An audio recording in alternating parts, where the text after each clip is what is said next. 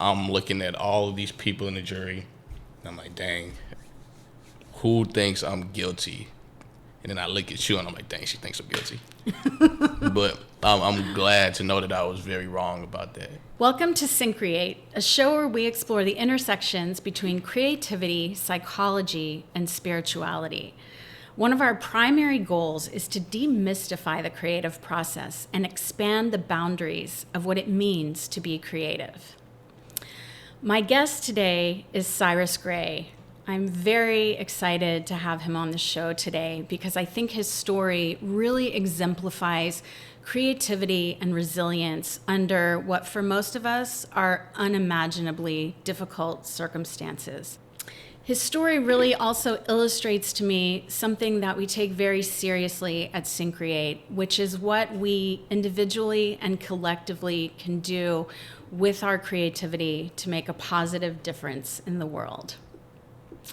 So Cyrus, thank you so much for being with us today. We have had quite a journey together. Yes, we have. Thanks for having me here. Absolutely. Yeah. So I want to share just a little bit about your background. So you and your family came to the U.S. from Liberia. Yes. When you were a kid. Mm-hmm. And you first went to Chicago. Mm-hmm. Yeah, and then grew up in Houston. Yes, ma'am. Okay. Mm-hmm. And you were a student at Texas State University. Yes, I was. Yeah, and involved with music, doing some music managing. Yeah, managing some artists, yeah. Mm-hmm. Awesome. And so when this story kind of begins, you were working as a physical therapy tech in Houston. So last summer, in late June, our paths intersected, or you could even say our fates collided. Right. One day in a courtroom in San Marcos, Texas. So what do you remember about that day and how we came to know each other? Well, that was a scary day. Yeah. Every day in the courtroom was a pretty scary day during that time. And when I noticed you in the jury selection during trial, I leaned over to my co-counsel, and I was like, hey, this lady is looking at me crazy. Yeah, you know, when some people are focused and paying attention and concentrating, their focused face is kind of like... So in my mind, this whole time, I'm looking at all of these people in the jury, and I'm like, dang, who thinks I'm guilty? And then I look at you, and I'm like, dang, she thinks I'm guilty. But I'm glad to know that I was very wrong about that. Yeah. So to give a little background on that, so I was called for jury duty, and I showed up with, several hundred other people that day. 99% of whom were white. Mm-hmm. And I'm sitting there in the jury selection, and I'm looking up there at you with a team of lawyers, and I'm just assuming you're part of the legal team. I didn't even realize you were the defendant until much later in the day. You just had this real presence and demeanor. You were talking to the attorneys, taking notes. So tell us a little bit more about how you came to be there that day. So in 2018, me and my close friend Devontae Emerson were both arrested and accused of the capital murder of a Texas State student named Justin Gage. Justin Gage was murdered in a robbery in 2015. Devontae and I were suspected of this incident, and we weren't arrested until nearly 3 years later. We were never called for questioning. We were never asked to come in. Nobody ever came with a search warrant or a subpoena for our cell phones to see if there was anything there. They just showed up in our lives one day, picked us up from Houston, really like a kidnapping, and brought us to San Marcos, and we sat in Hayes County Jail for years and years and years. I was in jail for over 4 years before I finally had a trial. And this whole time, before I had a trial, I had no bond.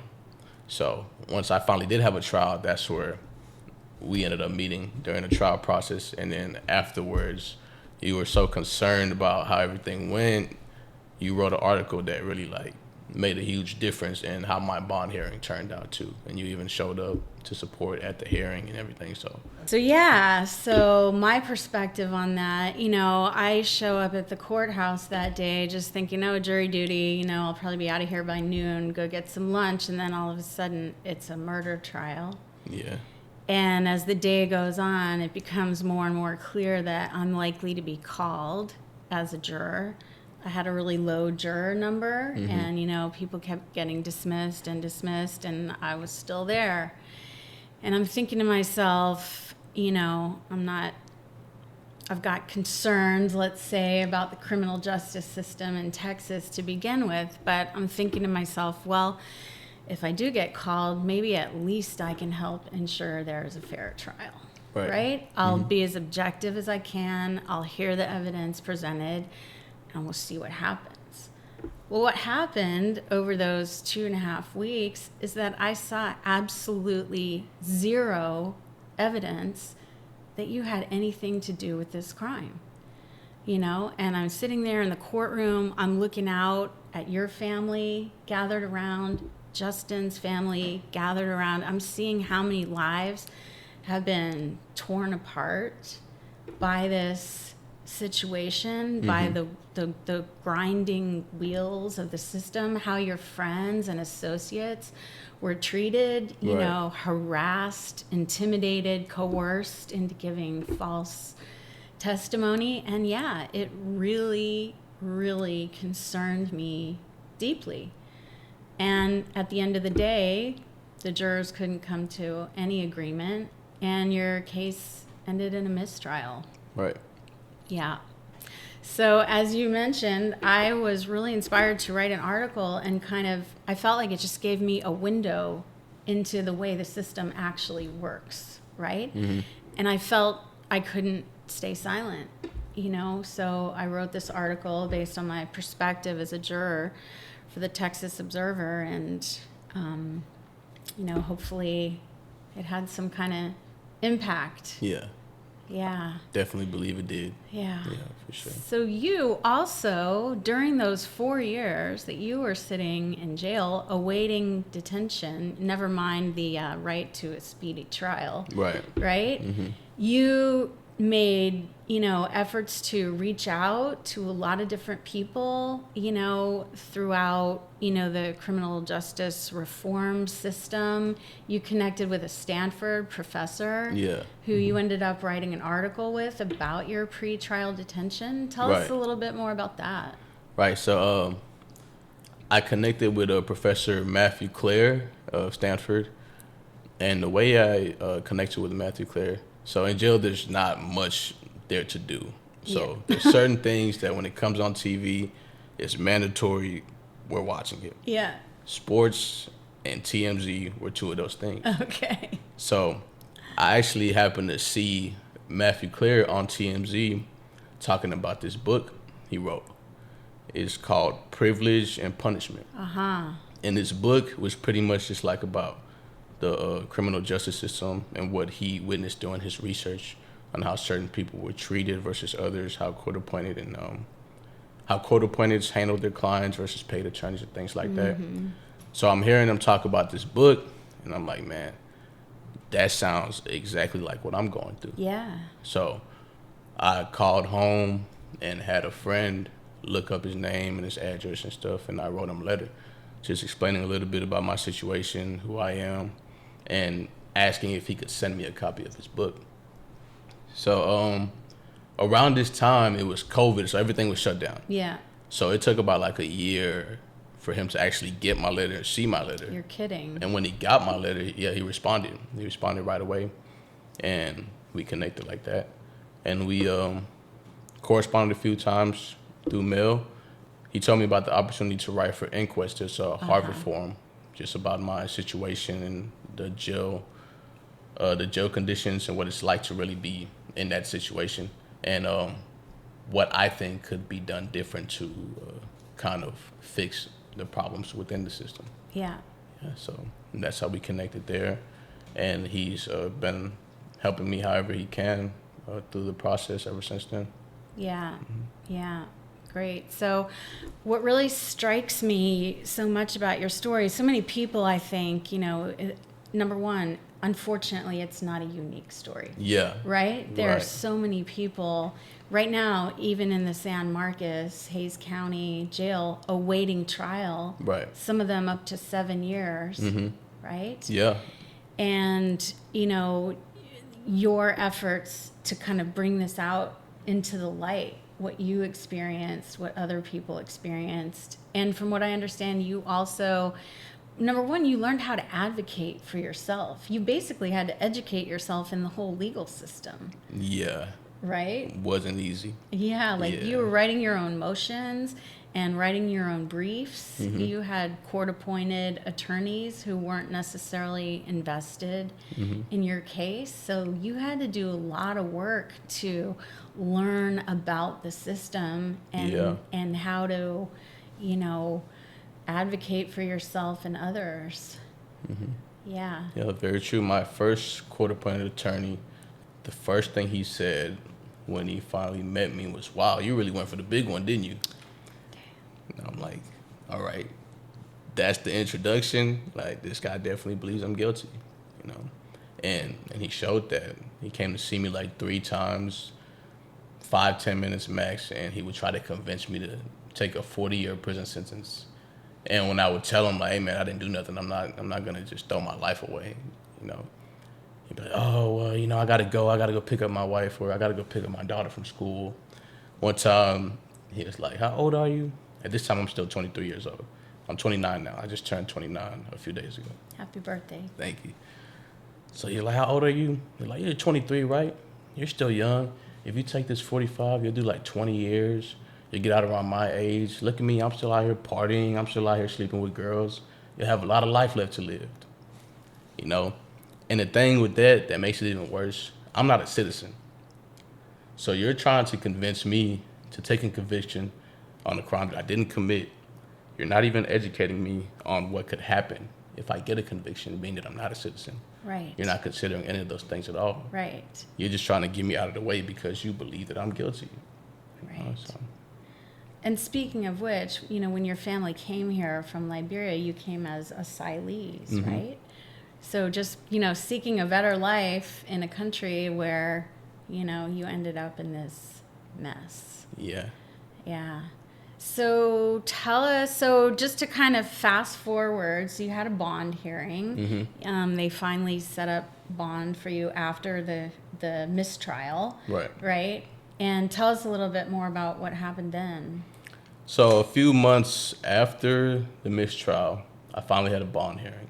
It took a lot of efforts from myself, from you, from my family, and from Mano Amiga, the activist group, and San Marcos, like really doing a lot of research, putting a bond package together for me, and pretty much handing it over to my attorney at the time, just like doing all the work for him, like, "Here, just use this." Yeah. And the day that I had my bond hearing, he still tried to convince my family that it wasn't a good idea to have that hearing that day. He tried to tell them, I don't know if the judge is going to agree with this. Maybe we should push it back for like January. At this time, it's November. I'd already been in jail for 4 years and 8 months. I had already had a trial. Everybody has seen at the trial what this case looks like. Yeah. Bunch of people are here to support me at this hearing. You're here. A professor at Stanford went out of his way to write a letter for this hearing. A former prosecutor went out of her way to be here to let the judge know that, hey, let him out. He can come stay with me if you don't want him to go back to Houston. Yeah. You know this, and you're trying to convince all these people that maybe this is not a good idea. Yeah.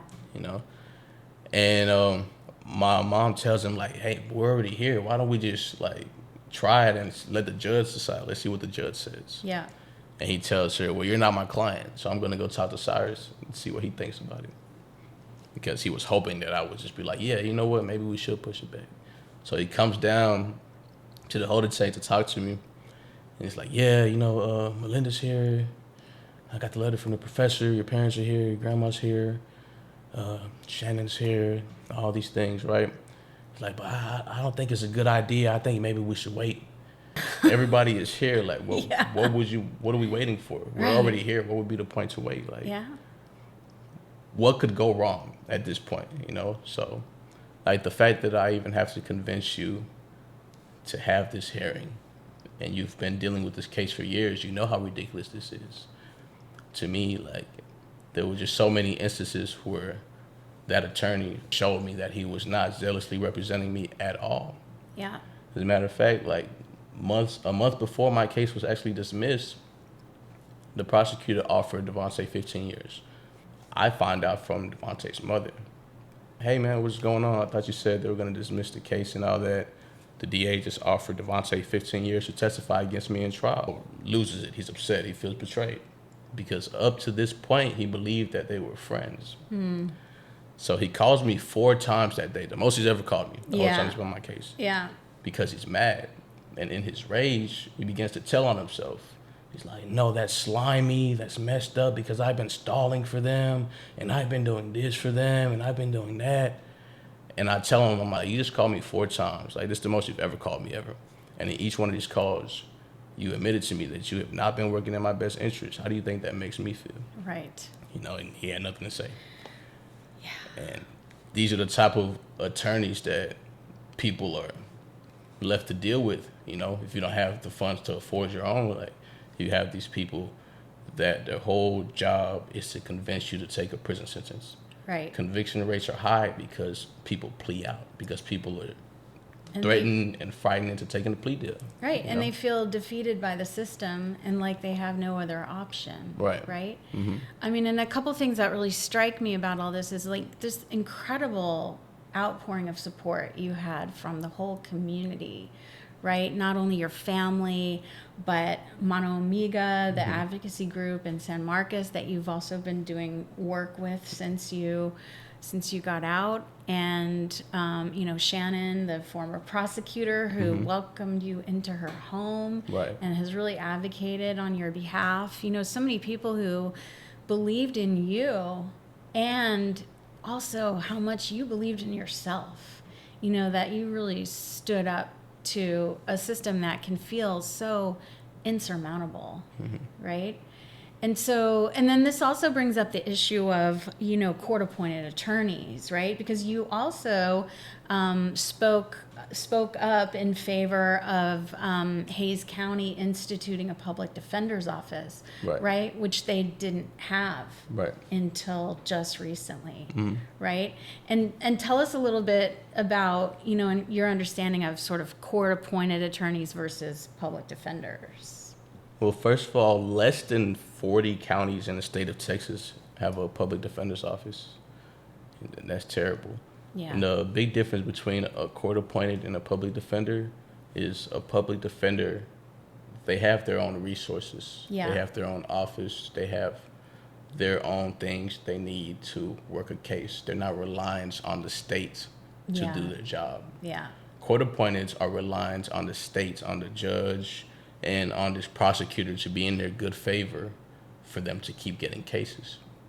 Yeah. And the faster you resolve the case, the more you get paid. You don't get paid big money for taking a court-appointed case to trial. Right. You get paid a lot more if you can convince this person to take a prison sentence. Right. You know, Yeah. whereas a public defender is actually trying to represent you and zealously defend you because they're not reliant on the state to make a living. You know. Yeah, exactly. And it just illustrates to me how anybody who, you know, comes into contact with the criminal justice system, you know, whether rightly or wrongly, you know, the deck is stacked. Oh yeah, definitely, Yeah. definitely. So your case has now been dismissed. Yes, it has. Congratulations. Thank you. Yeah. But your co-defendant, Devontae Amerson, who's also a childhood friend of yours, Yeah. is still in jail. So Yes. tell us what's happening there. So Devontae is still currently being detained pre-trial. He's been set for trial. In June of this past June, my lawyer, he called me and he's like, "Hey, I'm done. I quit." This was like a few days before I was set for a second trial date. So I'm like, all right, cool, whatever. So the day right before my court date, I write a letter to the judge and I write a motion to the judge asking the judge to dismiss my case with prejudice due to my speedy trial rights being violated. Right. I go to court. Once he did that, I gave the judge the letter and I gave the judge the motion. And he read over everything and he was like, you know what, he's right. Like, everything he's saying in this is right and the way that he presented it is right. And he made them file the motion and everything right then and there because the clerk wasn't trying to file it. And he was like, no, you need to file this before he leaves. Yeah. And you need to set a hearing for this motion before he leaves. And then he told the prosecutor, you have this amount of days to make a decision. So after that, based off of how the hearing went, everybody came to the understanding that this judge is probably going to grant this motion. And had the motion been granted, it would have been the same as me going to trial and being found not guilty. So after I filed the motion, the judge set a hearing. I called the court the next day because I didn't see anything on the court docket. They tell me, hey, you still need to call your lawyer and have your lawyer do it because he's still your attorney until your next hearing. I'm like, all right, cool. I know you're upset or whatever, but look, I need you to call the court to set this hearing so my motion can be heard. He's like, I'm not arguing your motion. I don't care. That's your motion. You wrote it. You could argue it for all I care. I'm not asking you to argue the motion. I just need you to call the court to set the hearing because they're not going to let me do it. Yeah. Can you please call the court and set the hearing? I'm not going to argue the motion. You can write me up for all I care. You can have Rick argue it for all I care. I'm like, that's cool. I'll write you up if you want me to write you up. Just set the hearing so my motion can be heard. So he sets the hearing, and this new attorney, Ricky T, I call him Ricky T. The new attorney, Ricky T, in town, he offers to help me to argue my motion. Yeah. So we spent a few days having meetings with him, amending it, like putting legal terms in it to where, you know, there's certain words you have to use in a courtroom that hit harder. Yeah. So he helped to re-amend it that way so it's better. And we refiled the amended motion. And once the prosecutor seen the amended motion, he waited until my judge was not at the courthouse, and he went to Austin and got a judge that's not even a sitting judge at the time, who just happens to be a friend of his, to come down here and sign off on his dismissal before I could have my hearing. So he basically preempted you. Yeah. Mm-hmm. You filed this motion to be heard in court, and they did dismiss your case, but they sort of preempted you having your day in court. Pretty much. Because this case, a capital murder charge, has no statute of limitation. Yeah.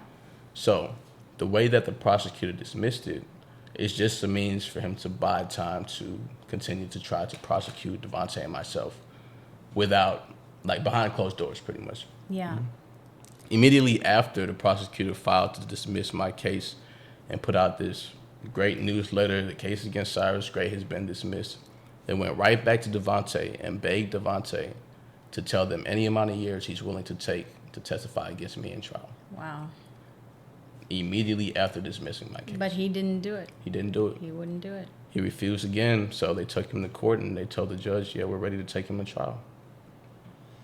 So he's been in jail now for how long? Over 5 years. Yeah. Devontae's been in jail now for 5 years and 7 months now. Wow. Yeah. So your case has been dismissed. You're out. You've been out there in the community. You've been working with Mono Omega, trying to raise awareness about these pretrial conditions, about the system, and about Devontae. So how can people get involved if they want to learn more about this? If you want to learn more about Devontae's situation and everything that's going on, I have a link tree that's set up with a few articles specifically about Devontae and myself. Great. And it has a link to a donation fund for Devontae's legal fees. Okay.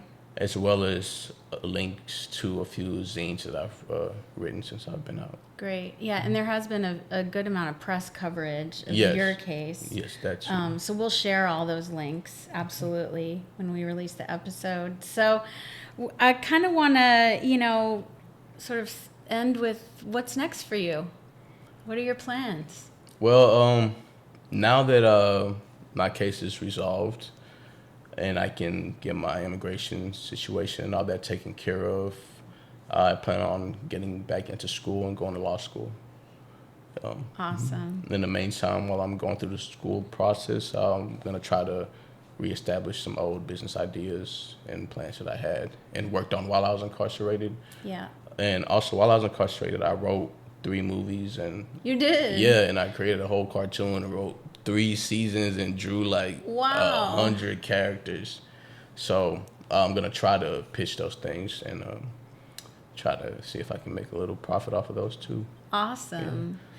And I think, it seems to me everything that you've learned about the system, everything you've experienced firsthand is going to make you an incredibly powerful advocate for criminal justice reform. And you're already doing it. Thank you. And I'm really excited to see where you go with all this, on the legal side and the creative side. Yeah. Yeah.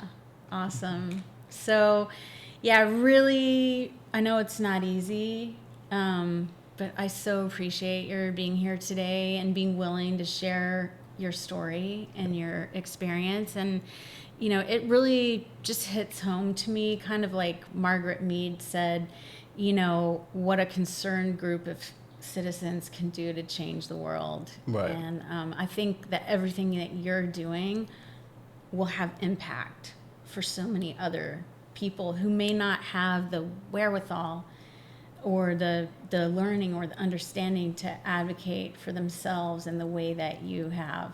So I really commend you. Thank you. Yeah. Thanks for being here. Yeah, glad to be here. Yeah. Definitely. Thanks, Cyrus.